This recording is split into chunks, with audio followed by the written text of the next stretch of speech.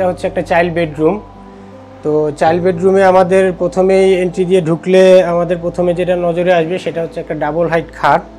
এখানে দুইটা বেবি ক্লায়েন্টদের আছে, ওনারা থাকবে এখানে। তো এই খাটটা যেটা আমরা করেছি সম্পূর্ণ বোর্ড এবং কাঠের সমন্বয়। এই যে নৈচাগুলো দেখতেছেন, এই নৈচাগুলো সম্পূর্ণ কাঠের। এটা পাশিটা হচ্ছে কাঠের, আর বাকি এই দুই পাশের এই জিনিসগুলো, এই বক্স, এই পাশের যেটা, এটা হচ্ছে সম্পূর্ণ বোর্ড এবং কাঠের সমন্বয়ে কাজ করার উদ্দেশ্য হলো হচ্ছে একটু বাজেটটা কমানোর জন্য। আপনি চাইলে পুরোটাই আপনি বোর্ডের করতে পারবেন, আবার পুরোটাই চাইলে আপনি কাঠের করতে পারবেন। কাঠের করলে একটু বাজেট একটু বেশি লাগে, আর বোর্ডের করলে একটু বাজেট কম লাগে। তো আমরা বোর্ড এবং কাঠ উভয়টাই ইউজ করেছি যাতে মজবুতের ক্ষেত্রেও কোনো সমস্যা না থাকে, আবার বাজেটটা একটু স্বল্পতায় আনা যায়।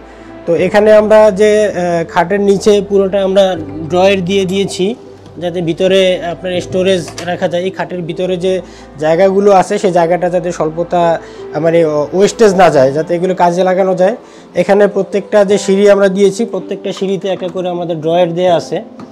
আপনার এখানে আমার মতো বড় বড় লোক উঠলেও এখানে কোনো সমস্যা নাই।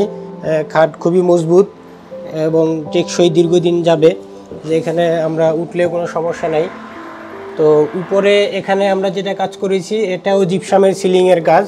তো জিপসাম সিলিংয়ের একটা সুবিধা হচ্ছে যে একটু খরচও যেমন কম লাগে, তেমনি রুমগুলোকে একটু ঠান্ডা রাখে আর কি।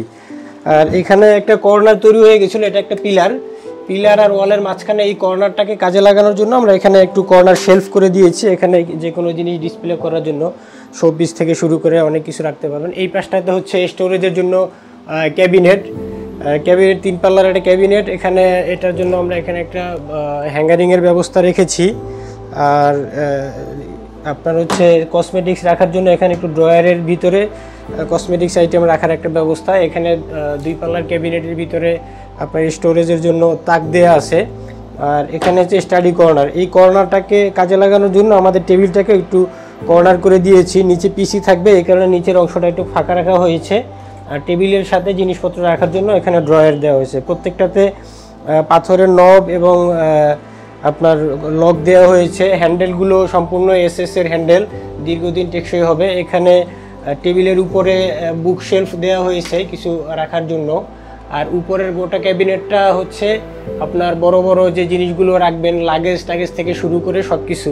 যেহেতু এটা একটা গার্লস বেড, সেক্ষেত্রে আমরা কালারটা একটু পার্পেল কালারের সাথে আমরা কম্বিনেশন করেছি, সাদার।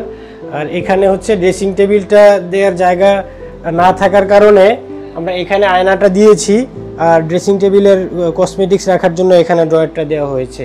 তো এই ছিল আমাদের মোটামুটি একটা বাচ্চাদের রুমের জন্য যা যা জিনিসপত্র রাখা লাগে সেগুলোর একটা মোটামুটি অ্যারেঞ্জমেন্ট।